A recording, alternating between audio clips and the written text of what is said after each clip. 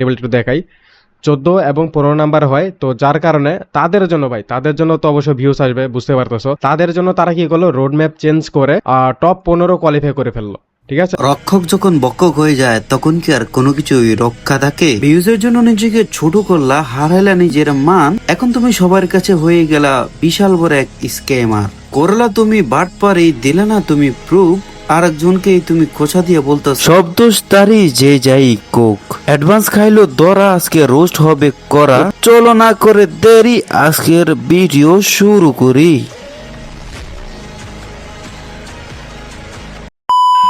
Guys, video শুরু করবো কোথায় থেকে বুঝতেছি না, কারণ ভাই বাংলাদেশে হচ্ছে একটা সিন্ডিকেটের যোগ। এখানে তুমি একজনের সিন্ডিকেট ধরতে গেলে তার 1000টা সিন্ডিকেট বেরিয়ে এসে তার 1000টা পার্ট পারে বেরিয়ে আসে। তোমরা তো জানো রিসেন্টলি হচ্ছে অ্যাডভান্স গেমিং এর যে একটা এটিসি ট্যুর চলছে, এটিসি টুর্নামেন্ট চলতেছে, তার সিজন 1-এও কিন্তু তার একটা স্কিমের শিকার, এমনকি তার একটা স্কিম দেখা যায় যেটা তার কমিউনিটি থেকে করা হয়, যে ট্যুর পরিচালনা করে তারা। সেটা নিয়ে অ্যাডভান্স গেমিং এর তিনটা রিপ্লাই ভিডিও আসলো, কিন্তু আজকের এই এটিসি 2 এর যে কত বড় একটা স্কিম বা কত বড় একটা পারি সেটা নিয়ে একটা ভিডিও আসে নাই, শুধুমাত্র একটা পোস্ট আসিল, যে পোস্টের মধ্যে কোনো কিছুই ভালো করে ক্লিয়ার করা হয় নাই। আমি তো জানি তোমরা রিসেন্টলি হচ্ছে আলিফ গেমিং এর যে ভিডিওটা দেখেছো, সেই ভিডিওর মাধ্যমে তোমরা সবকিছু বুঝতে পারো। তারপর আমি কিছু কথা বলতে চাই ভাই, কমিউনিটিতে সর্বপ্রথম হচ্ছে সবগুলা রোস্টারই হচ্ছে বাঞ্চো, কারণ ভাই তারা যদি বাঞ্চো না হইতো কে এখন রাশিয়ার পিছে পড়ে থাকতো না। এত বড় একটা বাটপারি, এত বড় একটা সিটারি করতেছে কমিউনিটিতে, কারো কোনো জবাব নাই। রিসেন্টলি যে সিন্ডিকেটটি করেছে অ্যাডভান্স গেমিং, সেই বিষয় নিয়ে আজ পর্যন্ত এখন পর্যন্ত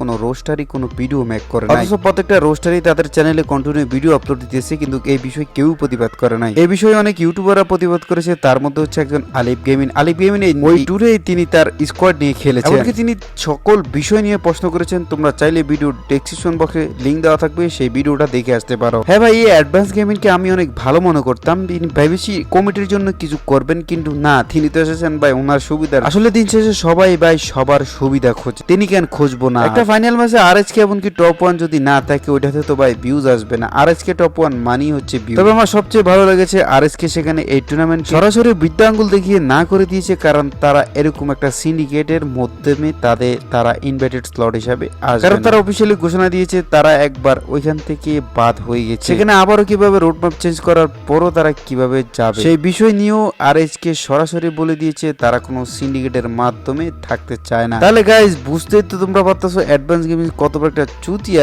কিছু ভিউজের জন্য নিজের নাম সহ এমনকি কমিউনিটি নষ্ট করার মূল একটা কারিগর হয়ে দাঁড়াচ্ছে। ভাই যারা আসলে মূলত কমিউনিটি তৈরি করে তারাই কিন্তু এই কমিউনিটি এখানে ধ্বংস। হ্যাঁ, উনি নিজেকে রোস্টার দাবি করে, এমনকি উনি নিজেকেই বলে সবসময় উনি সত্যতা বা সতের পথে, কিন্তু নিজেদের তলে তলে ভিউজের ধান্দায় ঘুরে, সেটা আমরা কখনোই বুঝি নাই, তবে এখন বুঝতে পারতেছি। আশা করি গাইজ তোমরা বুঝতেই পারতেছো এই অ্যাডভান্স গেমিং কত বড় একটা। হ্যাঁ, আমি এখন যদি বলতে চাই ভাই, তাহলে আলিফ গেমিং এর মতো 42 মিনিটের একটা ভিডিও বানাতে হবে তার বিরুদ্ধে।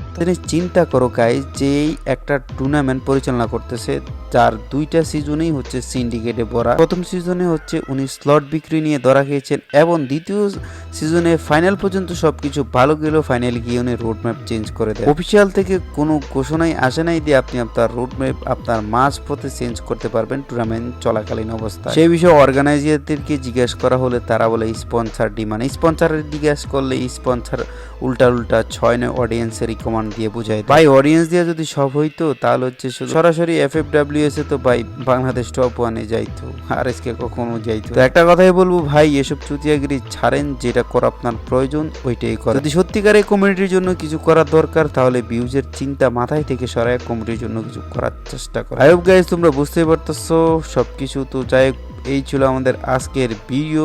তো যতটুকু চেষ্টা করছিলাম তোমাদেরকে বোঝানোর, বাট রোস্টটা কতটুকু করা দিতে পারছি জানি না, যতটুকু দিতে পারছি আমি আশা করি তোমরা সবকিছুই বুঝতে পারবা। ভয়েস শুনে হয়তো তোমরা বুঝতে পারতেছো আমার অবস্থাটা কেমন।